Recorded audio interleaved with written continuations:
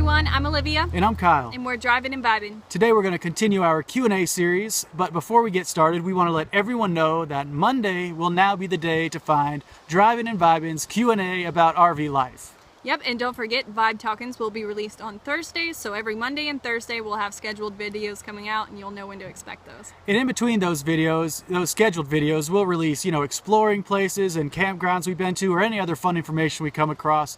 But Mondays and Thursdays are the days to expect regular material. Yep.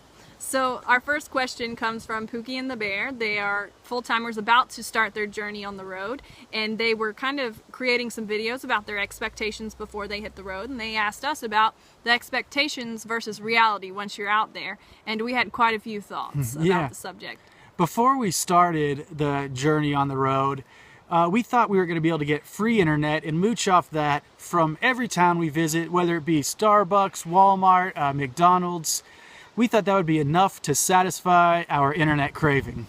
Yeah, but it turns out that that's really not practical at all, and no one wants to sit in a McDonald's parking lot forever. The speeds aren't fast enough to upload our videos or do a lot of the things we want to do, so we ended up just creating our own arsenal so we can have our own internet, and it's wherever we are. Yeah, and still a few times a month we'll go to a local coffee shop or somewhere where we hear they have fast internet if we need to upload a large amount of YouTube videos.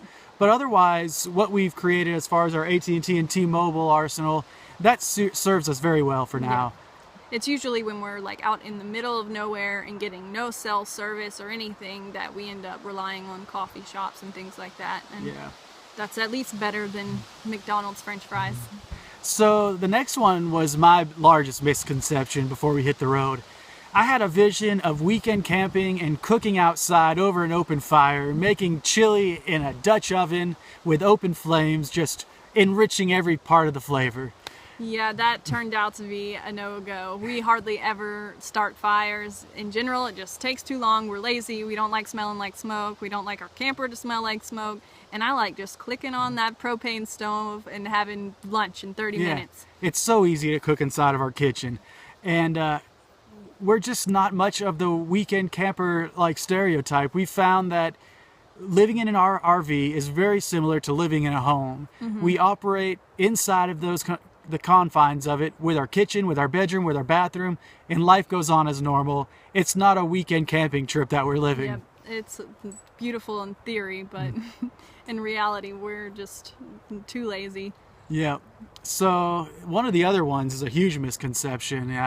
You can tell them about this one. So we thought we were going to be off-grid completely with our solar power and thought we were going to be boondocking every day of the month, just free camping non-stop. And it turns out our solar power gets drained in a matter of hours with our all-electric fridge. So that went right out the window. Yeah, the people who owned our camper before we did took out the propane fridge and put in a brand new electric one.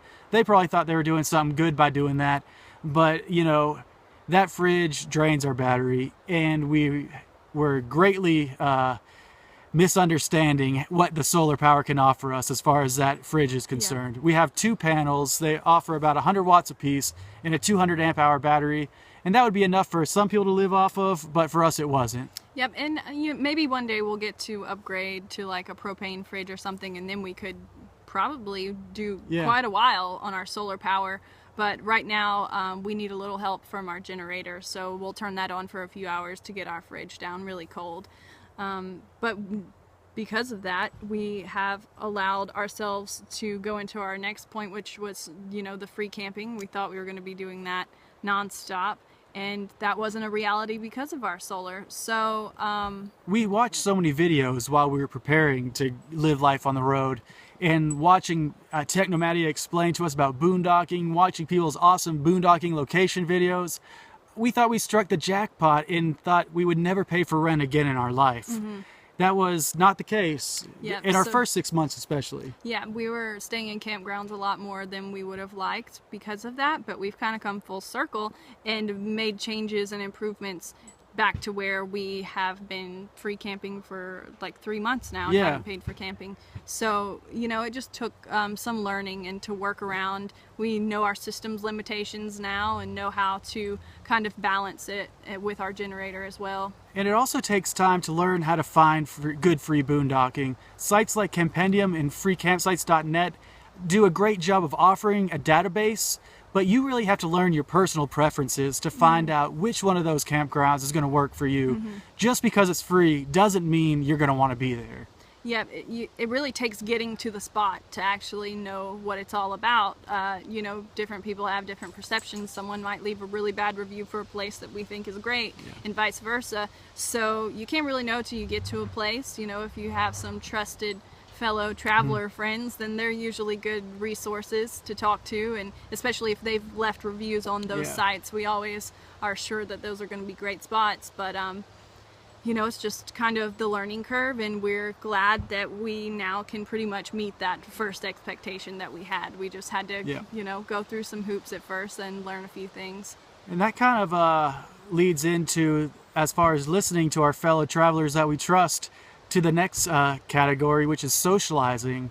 Before we hit the road, we had no expectation that we would socialize or meet fellow travelers or have, you know, friends on the road. Yeah, we kind of felt like we were going to be loners out here or something, and we were such homebodies back in Alabama, and I mean, we were always working all the time and things like that, so we didn't have much of a social life. And now, I mean, once we discovered the community that's out here, it's been amazing, and we're more social than ever. Social media has opened so many windows and doors, so many groups and things where we can interact, ask questions, arrange meetups, things like that, and it has been awesome. Yeah, and we highly recommend for new travelers or new RVers to go to a rally or go to a convergence, especially if it's an escapers one. Yeah. Because that was really the point where our community expanded tenfold.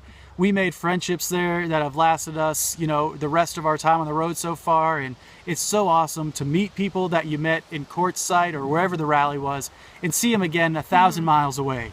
Definitely, we highly recommend something like escapers, which is like working age full-timers, or escapees for the more retired crowd. I mean, both of them are great, and they're, you know, just an offshoot of the same thing. But yeah, that totally opened up our world. We had kind of been flying solo, hadn't really met anyone, and then went to their convergence in Quartzsite and met tons of people, made lots of great connections, and were just amazed at how quickly we really hit it off with some folks there. Yeah. So that really wraps it up for this Expectations versus Reality Part 1, as far as like the concepts and the ideas we had in our head. We're going to follow up next week with a Part 2, and that Part 2 will really break down these items that we brought that we did not need. And so like all the things we brought that were totally useless, the things we ended up needing, and the things we use all the time. Yeah. And kind of show what ridiculous things we brought and just kind of how we settled into our lifestyle and what things were useless and which ones were invaluable. Yeah. So thanks so much for watching. Thank you again, Pookie and the Bear, for asking the questions. If you got a question, leave them in the comments below. If it demands an entire Q&A video, we will look forward to answering it. And if it's just a light question, we'll answer it in our Vibe Talking video. Yep.